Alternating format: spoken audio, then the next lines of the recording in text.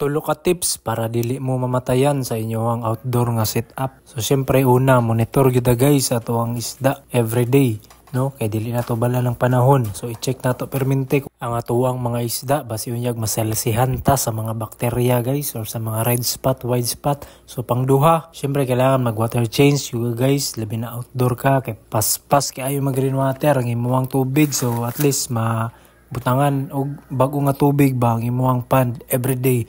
So mas nindot gyud nga kung bakante ka, water change ka everyday. So at least 10 to 20% lang man guys, dili man 100% gyud. So halimbawa busy pud gay ka, pwede ra ka mag 100% every week, no? Once a week. Kay mao pud na akong ginabuhat kung busy ko. And syempre last, pangtulo, syempre sa karong panahon na guys, init na gid kaayo. So i-check nato permente ang water temperature sa tuwang mga tubig kay ang init karon guys, makapatay ni gadug isda. So para safety lang guys ba, nga tuwang isda permente, check nato permente ang water temperature. Kay grabe ni gud ka init. So kana lang, unta na mo natun-an. Kung namoy mga pangutana guys, message lang down below.